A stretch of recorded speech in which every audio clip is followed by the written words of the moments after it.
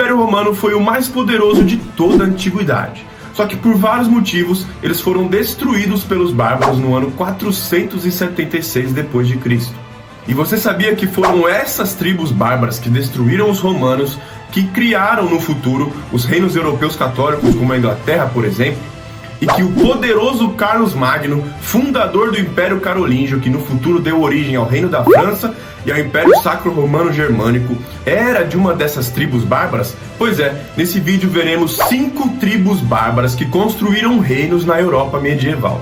E claro, vamos entender um assunto que é pouco abordado em historiadores, em canais de história, que é como ficou a Europa depois da queda de Roma, então não sai daí.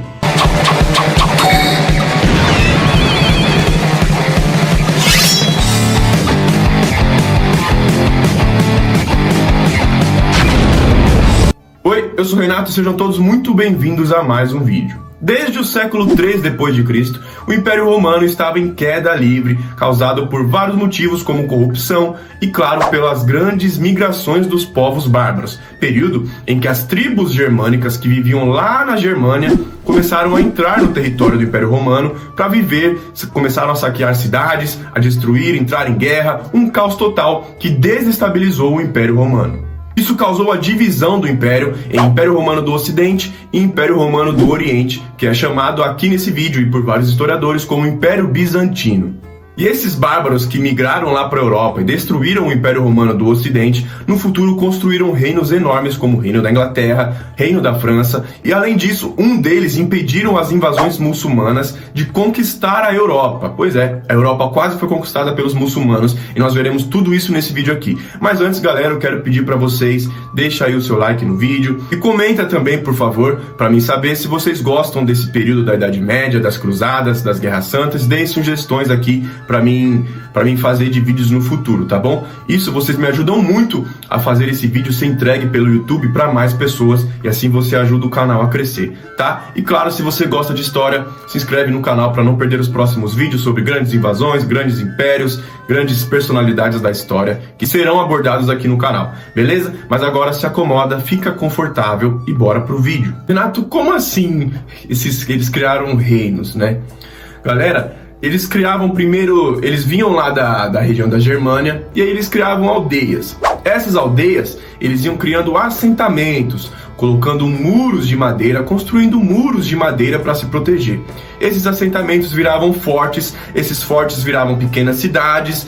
Essas pequenas cidades que eram muradas com madeira iam evoluindo para cidades muradas com pedra. Depois essas cidades muradas com pedras iam se transformando em reinos que eram verdadeiras fortalezas, onde todo o povo daquele reino ficava dentro da fortaleza ali com portões, onde eles eram guardados por exércitos, por fortes, por uma proteção toda em volta. Alguns desses fortes e fortalezas tiveram grande importância na Idade Média, que depois a gente fala disso no futuro, tá bom? Só para vocês entenderem. Então vamos começar logo pelos francos, que foram responsáveis pela criação da França no futuro e que por grande parte da Idade Média foi o reino mais poderoso da Europa, reino de Carlos Magno e do Império Carolíngio. O período das grandes migrações bárbaras é um momento em que os povos germânicos lá da Germânia começam a entrar no território do Império Romano. Enquanto várias tribos, como os ostrogodos, visigodos, foram lá para a região da Itália, os francos foram povoando a região da Gália, terras que hoje são a França, que só tem esse nome, só chama França, porque foi dominada pelos francos.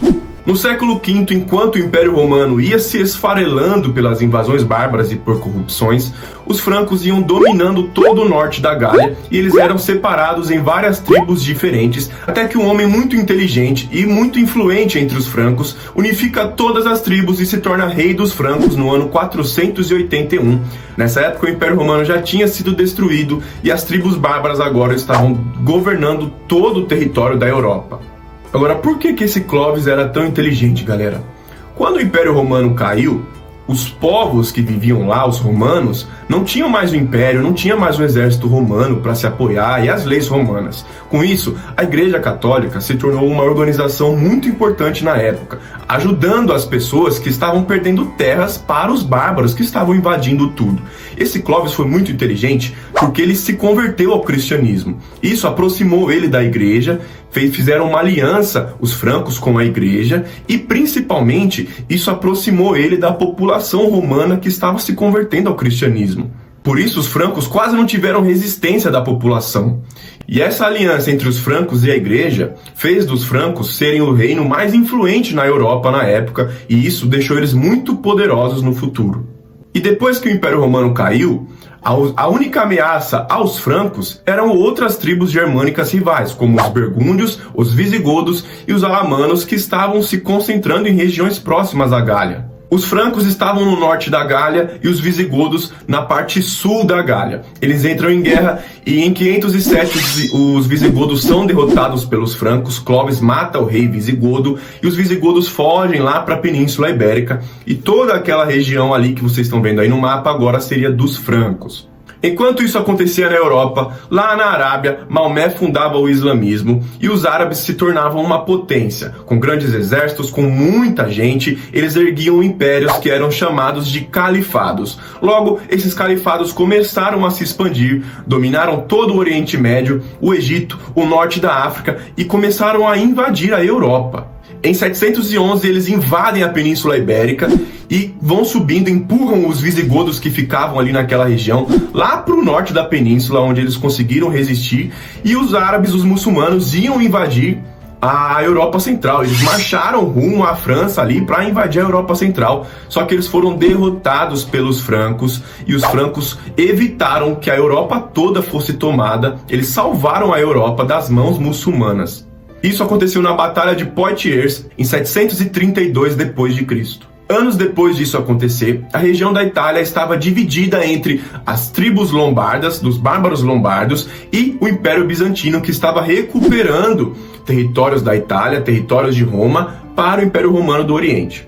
O rei lombardo estava fazendo pressão no Papa, pegando no pé do Papa e ameaçando invadir Roma. O Papa pediu ajuda para os francos, que eram católicos. Lembra daquela aliança que eles tinham? Pois é. Aí os francos vão lá, entram em guerra com os lombardos, primeiro com o rei Pepino o Breve, depois seu filho Carlos Magno, derrotam os lombardos, ganham as terras dos lombardos e pegam essas terras, galera, e eles doam para o Papa. Agora, o Papa seria chefe de Estado, ele teria exércitos, ele teria um território só dele. Isso explica como surgiu o Vaticano. É aí que surgem os estados papais, onde o Papa tinha exércitos, onde ele era um chefe de Estado realmente. E como agradecimento, o Papa da época dá um título de imperador romano para Carlos Magno, que se tornava então o homem mais poderoso da Europa no momento. Só que anos depois, por algumas guerras civis, o império é dividido em três, e um desses três dá origem ao Reino da França, o outro dá origem ao Império Sacro Romano Germânico, que é o primeiro Reich alemão, e o outro é dividido em pequenos condados como Alsácia e Lorena, que foram por muito tempo motivos de brigas entre franceses e alemães. Outra tribo bárbara que criou um grande império na Europa depois de Roma foram os lombardos. Esses ficaram no controle da Itália por quase 200 anos. Os lombardos também eram uma das tribos germânicas que estavam presentes naquelas migrações dos povos bárbaros que entraram no território do Império Romano. Eles se estabeleceram nas regiões que hoje são a Áustria e na região da Panônia Antiga, onde era uma parte da Hungria. Enquanto Roma caía por outras tribos bárbaras, foram ali que os lombardos ficaram. Depois que Roma caiu, os ostrogodos começaram a controlar a região da Itália. Nisso, lá no Império Bizantino, Justiniano decide recuperar a Itália, recuperar Roma para o Império Romano do Oriente, e assim começa a guerra que chamou Guerra Gótica entre ostrogodos e Império Bizantino. Essa guerra durou 20 anos, onde os bizantinos venceram, só que deixou a Itália completamente devastada, e por isso os lombardos começaram a invadir a Itália, e durante muito tempo a Itália ficou dividida entre territórios bizantinos e territórios dos lombardos.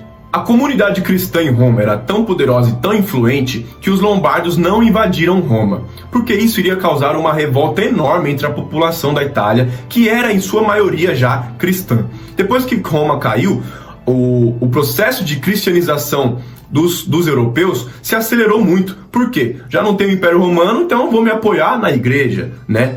E por isso os lombardos não invadiram Roma. Só que um rei lombardo, aproximadamente em 750, chamado Astolfo, começou a fazer pressão no Papa para que as pessoas de Roma pagassem impostos aos lombardos. O Papa não gostou. Os lombardos ameaçaram invadir Roma, o Papa pediu ajuda para os francos ajudaram e derrotaram os lombardos, conquistando vários territórios ali do norte da Itália, até a metade da Itália, onde fica Roma. Com isso, os lombardos fugiram e se estabeleceram lá no sul da Itália, onde eles conseguiram manter alguns reinos independentes que faziam divisas com alguns territórios bizantinos e com os estados papais do Papa na região central da Itália. E no futuro, esses lombardos contrataram normandos, pessoas que vinham lá da França para ajudar os lombardos a lutar contra os bizantinos por esses territórios ali do sul da Itália. Só que os normandos no final derrotaram todo mundo e construíram o reino da Sicília e depois o reino de Nápoles. Outra tribo bárbara que também criou um reino importante na Europa foram os ostrogodos, que ficaram no comando da Itália durante 70 anos, logo após a queda de Roma. Os godos são também uma tribo dos bárbaros germânicos que povoaram o Império Romano durante as migrações bárbaras.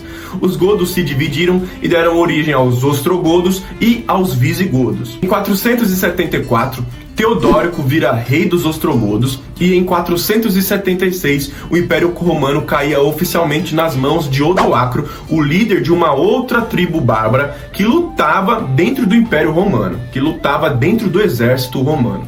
Odoacro, depois que derrubou o imperador romano e era oficialmente o fim do Império Romano do Ocidente, criou ali na Itália o Reino de Odoacro, que é como ficou conhecido.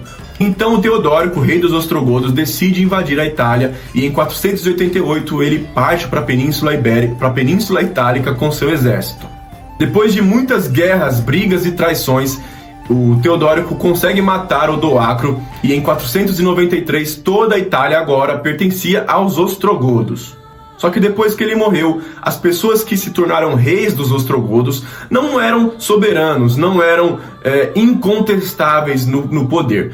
Até que uma rainha foi executada pelos próprios ostrogodos e isso motivou o imperador bizantino Justiniano a invadir a Itália e recuperar os territórios que eram de Roma para o Império Romano do Oriente, que era o Império Bizantino. Com isso, eles invadem e é quando começa a Guerra Gótica entre os ostrogodos e o Império Bizantino, que dura 20 anos, onde os bizantinos venceram e recuperaram a Itália para o Império Romano do Oriente, só que temporariamente, porque anos depois os lombardos iriam invadir o norte da Itália e com isso a Itália ficaria dividida entre bizantinos e lombardos, como eu citei na tribo bárbara passada, né? A outra tribo bárbara que iremos falar são os visigodos, que criaram os reinos lá na Península Ibérica e foram eles que foram derrubados e invadidos pelos muçulmanos. Na época do Império Romano ainda, eles contratavam várias tribos germânicas para lutar contra tribos germânicas. Essas tribos, quando entravam no exército romano, eram chamadas de exércitos auxiliares ou os federados.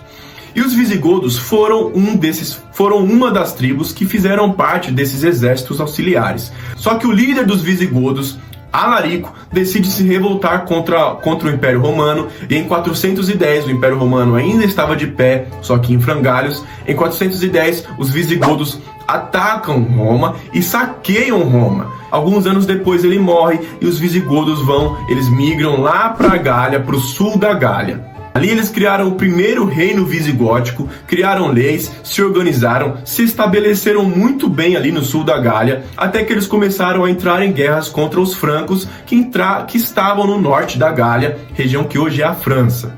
Os visigodos são derrotados pelos francos, onde o Clovis, rei franco, mata o rei visigodo Alarico II, e os visigodos fogem lá para a Península Ibérica, onde ali sim eles conseguem criar os seus reinos e se estabelecerem lá por um bom tempo, até que eles foram invadidos pelos muçulmanos, que surgiram lá na Arábia, dominaram todo o Oriente Médio, todo o norte da África. O exército de Tariq, um dos líderes muçulmanos do Califado Omíada, atravessa o Estreito de Gibraltar e invade, entra em guerra com os visigodos, onde o rei Rodrigo, na época, foi derrotado pelos muçulmanos, e os visigodos fogem lá para o norte da Península Ibérica, para o norte do que hoje é a Espanha. E eles só não foram derrotados, só conseguiram construir lá um pequeno condado de resistência, porque era uma região muito montanhosa e difícil acesso para os árabes que não conheciam a região. E essa resistência foi o que deu início ao processo de reconquista cristã da Península Ibérica, só que esse processo demorou longos 700 anos, onde os muçulmanos ficaram ali na Península Ibérica, região da Espanha, dominando também a região que hoje é Portugal. Esse reino das Astúrias depois se tornou o Reino de Leão, que deu origem ao Reino de Portugal e depois ao Reino de Castela e Aragão, que formaram a Espanha no futuro. Outra tribo bárbara que construiu um reino na Europa medieval foram os anglo-saxões. No começo eles eram duas tribos diferentes, mas se uniram conforme o tempo passava. Os ângulos e saxões também eram uma entre essas tribos germânicas que durante o período das migrações bárbaras, enquanto as outras foram lá para a Europa Central, Itália, para a Gália, os anglo-saxões foram lá para a região, para as Ilhas Britânicas, ilhas que hoje são a Inglaterra. Só que quando eles chegaram lá, os romanos não estavam mais naquelas ilhas, porque na época das grandes migrações, o Império Romano teve que proteger seus territórios, e com isso eles abandonaram as Ilhas Britânicas.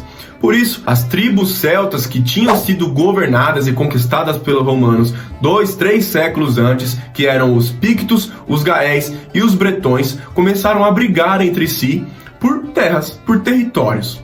Os bretões aprenderam tanto com os romanos que decidiram contratar mercenários para ajudar eles contra as outras tribos celtas. Quem eram esses mercenários? Exatamente, eram os anglo-saxões. Muitos guerreiros mercenários anglo-saxões vão para as Ilhas Britânicas e depois mulheres e também crianças. E o que aconteceu é que os anglo-saxões nunca mais saíram da ilha. Logo, eles começaram a entrar em guerra contra os povos celtas e a conquistar os territórios, e nisso eles empurram todas as tribos celtas para a parte ocidental da Grã-Bretanha e para a parte norte da Grã-Bretanha, lá para cima.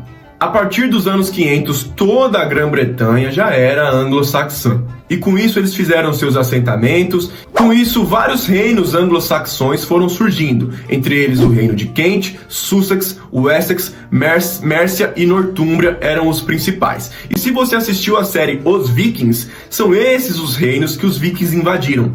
No ano 595, o Papa da época lança uma viagem missionária para converter e cristianizar toda a ilha Grã-Bretanha. Com isso, pouco tempo depois, todos os reinos anglo-saxões se converteram ao cristianismo. E assim ficava a Grã-Bretanha dividida entre esses reinos, onde eles brigavam entre si, mas nada que ameaçasse os seus tempos de vida e os reinados dos seus pequenos reis. Até que no fim do século VIII entra a história dos vikings em ação, onde eles começam a invadir a Grã-Bretanha, a invadir esses reinos anglo-saxões, como a Nortúmbria, o Essex, e aos poucos, galera, foram tantas as invasões vikings que os vikings realmente conseguiram dominar quase todos esses reinos anglo-saxões. Imaginem como eram as invasões vikings, né? Pois é, os anglo-saxões faltaram na aula de cercos medievais e como defender um castelo, e os vikings dominaram quase todos os reinos anglo-saxões. O único que não caiu nas mãos dos vikings foi o reino de Wessex, com Alfredo o Grande como rei, que vence um grande exército viking e impede que toda a Grã-Bretanha caísse nas mãos dos escandinavos, dos nórdicos, né? O Essex, aos poucos, conforme o tempo ia passando, ia derrotando os vikings ali na região da Grã-Bretanha, da Inglaterra, e os vikings vão perdendo o controle dos reinos anglo-saxões. Até que em 927, o Essex e o seu rei Etelstano II unifica todos esses reinos anglo-saxões em um só reino, que era o Reino da Inglaterra, que significa Terra dos Anglos. E é isso, galera. Essas foram 5 tribos bárbaras que criaram grandes reinos na Europa medieval. e também como ficou um pouco da Europa medieval, como foi o início da Europa medieval, né? Um assunto que é pouco abordado, que pouca gente consegue entender, porque é muito complexo, né? Muitos acontecimentos acontecendo em várias regiões diferentes da Europa, o Império Romano caindo, cada tribo bárbaro dominando uma região diferente, depois os muçulmanos invadindo a Península Ibérica, coisa de louco. Só quem gosta mesmo, então se você assistiu até o final, eu peço para você, comenta aí nesse vídeo o que você achou, qual dessas 5 tribos bárbaras você acha que foram os mais impactantes, os mais épicos, os mais incríveis. O que você acha de Carlos Magno? Comenta aí no vídeo alguma coisa, algum ponto importante que você acha legal comentar, que eu vou ler e vou te responder, beleza? Espero que vocês tenham gostado desse vídeo, tá? Deixem aí o seu like, se inscrevam no canal e, claro, não deixem de comentar. Agora, um grande abraço a todos vocês, galera. Muito obrigado por estarem aqui assistindo o meu canal, estarem assistindo os vídeos de história. Muito bom saber que tem gente que gosta tanto quanto eu. E é isso. Um forte abraço a todos vocês, tudo de melhor sempre. Até o próximo vídeo.